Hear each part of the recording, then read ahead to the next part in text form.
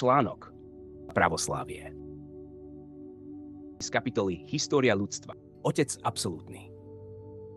Dobrý deň, moje drahé milované deti. Dnes chcem pokračovať v rozhovore o náboženstvách a ich význame v živote spoločnosti a tento raz sa s vami porozprávať o pravoslávii. V čom spočíva jeho rozdiel od katolicizmu? Hoci obidve náboženstvá majú kresťanstvo ako svoj základ, vydali sa odlišnými cestami. Katolícka a z nej odvodená protestantská viera obsahujú prísne a tvrdé kánony, čo sa odráža aj v ich chrámovej architektúre, ponurej, prísnej a monumentálnej. Pravoslávna viera však v sebe nesie viac svetla a radosti. Preto pravoslávne kostoly vždy pôsobili žiarivo, slávnostne a boli vymalované vo svetlých farbách. Toto možno vysvetliť tým, že pravoslávie sa ujalo na pôvodne ruských územiach, kde žili slovanské kmene. Tí istí Rusiči, ktorí existovali v zlatom veku na úsvite ľudstva. Samotná energia týchto krajín pritiahla náboženstvo, ktoré nebolo také pochmúrne ako protestantizmus a katolicizmus. Okrem toho sa charakter slovanských národov a ich tradície výrazne líšili od povahy a zvykov obyvateľov západnej Európy, čo samozrejme ovplyvnilo aj ich vnímanie náboženstva. Obmedzenie slobody a vnímanie Boha. Napriek tomu aj pravoslávie, rovnako ako katolicizmus, obmedzovalo slobodu ľudí a vtesnávalo ich do určitých rámcov vzťahu človeka s Bohom. Prísne cirkevné kánony a obrady, ako sú modlitby, bohoslužby, prijímanie, krst, sobáš a ďalšie, neumožňovali človeku komunikovať s Bohom priamo ako so svojím otcom, ale len prostredníctvom sprostredkovateľov. Tými neboli len kňazi, ale aj samotná Biblia, ktorá si zachovala iba malú časť skutočného poznania. Toto viacnásobné lámanie priamej cesty k Stvoriteľovi viedlo k tomu, že pravoslávni veriaci, rovnako ako katolíci, stratili vieru vo vlastné sily a všetky svoje nádeje a očakávania vkladali do Boha, modlitieb, kňazov, teda do mnohých sprostredkovateľov medzi sebou a Stvoriteľom, pričom zabudli, že oni sami sú jeho súčasťou. Slovné spojenie Boží služobníci sa pevne zakorenilo v povedomí pravoslávnych, zatiaľ čo slovo Hospodin sa stalo bežnou súčasťou každodennej reči, často používanou bez akéhokoľvek vedomého uvedomenia si jeho významu. Ľudia nechápali, že tieto slová v sebe nesú energie veľmi nízkych vibrácií, pretože ich podstata spočívala v tom, že Boh je ich pánom a oni sú jeho sluhami.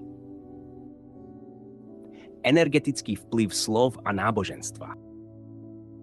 Keďže každé slovo nesie nielen význam, ale aj energiu, tak slovo, ktoré sa opakuje mnohokrát, túto energiu zosilňuje a upevňuje ju v podvedomí človeka. Toto veľmi dobre vedeli drakoreptiliáni, ktorí od nepamäti využívali náboženstvá so všetkými ich atribútmi na zotročenie ľudstva. Tu sa dnes zastavíme.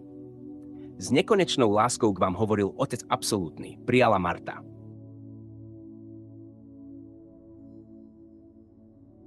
Článok Islám z kapitoly História ľudstva.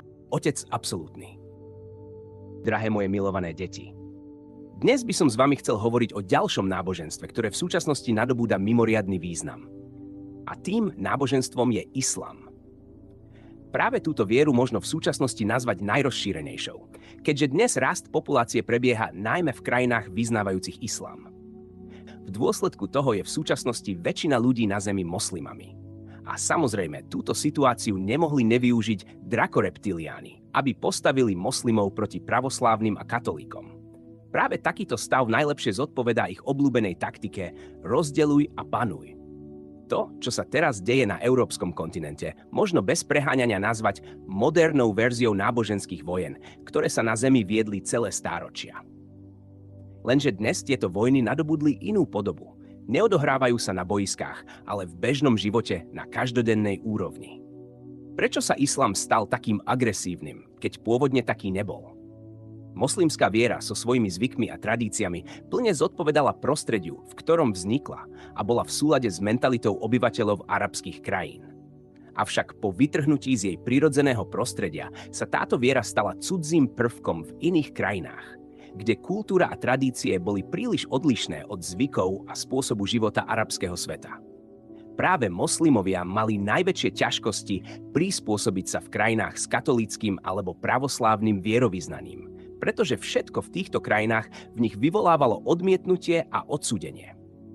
To isté však platilo aj naopak, pre obyvateľov európskych krajín, ktorých slobodné mravy boli v priamom rozpore s tradíciami arabského sveta. A práve na toto mentálne protilahlé postavenie dvoch svetov sa zamerali drakoreptiliáni, aby na Zemi zasiali agresiu, chaos, strach a násilie. Aby tento konflikt ešte viac eskaloval, začali sa vytvárať radikálne moslimské hnutia a skupiny, ktoré šírili nenávisť voči neveriacim, tak ako časom začali označovať všetkých, ktorí neboli moslimovia. K čomu to viedlo, môžete dnes pozorovať v desiatkách európskych krajín. Takto, štvaním ľudí proti sebe na základe náboženstva, drakoreptiliáni naďalej šíria vo svete energie najnižších vibrácií v nádeji, že spomalia prechod Zeme do 5. dimenzie. A tento proces teraz nabral na sile. Tu sa dnes zastavíme. S nekonečnou láskou k vám hovoril Otec absolútny. Prijala Marta.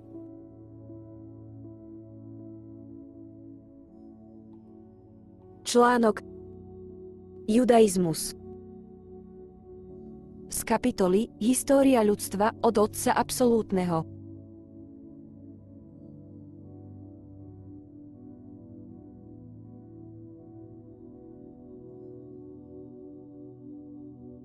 Dobrý deň, moje drahé milované deti. Dnes sa s vami chcem porozprávať o ešte jednom náboženstve, o judaizme. Je to jedno z najstarších a najzáhadnejších náboženstiev. Práve ono sa stalo predobrazom mnohých ďalších náboženstiev a náboženských smerov. Jeho stvoriteľmi bola vyššia kasta drakoreptiliánov, ktorí sa po tisíce rokov snažili zachovať jeho čistotu. Za akým cieľom bol vytvorený a čo bolo jeho základom? Jeho hlavným cieľom je ovládanie vedomia ľudí a ich úplné podriadenie vládnucej vrchnosti, v tomto prípade náboženskej. Jeho základom sa stalo tvrdenie, že od samotného človeka nič nezávisí. Všetko rozhoduje Boh Jahve, ktorý má moc človeka potrestať za neposlušnosť alebo ho odmeniť za bezpodmienečné plnenie všetkých náboženských kánonov a obradov. Ale v tomto prípade drakoreptiliáni zašli ešte ďalej, vytvorili celú rasu bytostí, vyznávajúcich toto náboženstvo, reptiloidov, čo v budúcnosti viedlo k veľmi smutným následkom, ktoré trvajú dodnes. Reptiloidy, ktorí v sebe nenesú čiastočku Boha, priniesli do sveta myšlienkový obraz a systém vzťahov, ktoré sú čistým ľudským dušiam nepríjemné.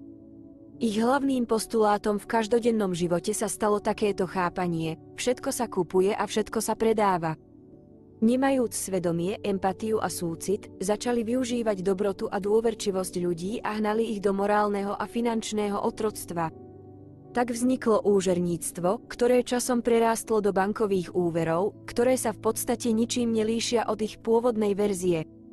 Rovnako ako v dávnych dobách, aj teraz sú všetky financie v rukách reptiloidov a ich pánov, drakoreptiliánov. Ľudia intuitívne vždy cítili odlišnosť Židov, alebo v modernom svete, Židov, od seba, odkiaľ vyrastal antisemitizmus po celom svete. Čo sa týka judaizmu ako náboženstva, to dodnes zostáva najuzavretejším a najfanatickejším, pretože do jeho lona nie sú vpustení cudzinci. Časom sa Židia čiastočne asimilovali s ľuďmi, v dôsledku čoho sa aj medzi nimi začali rodiť čisté ľudské duše. Čo sa týka jadra tohto národa, to je obsiahnuté v nedotknuteľnosti a manželstvá s ľuďmi samotných drakoreptiliánov a vyššej kasty reptiloidov sú vylúčené, aby sa nepoškvrnila čistota krvi, pretože od pradávna sa považovali za vyvolených a ich vzťah k ľuďom niesol pohŕdavý a konzumný charakter. Tu sa dnes zastavíme. Láskavý k vám nesmierne Otec absolút s vami hovoril. Prijala Marta.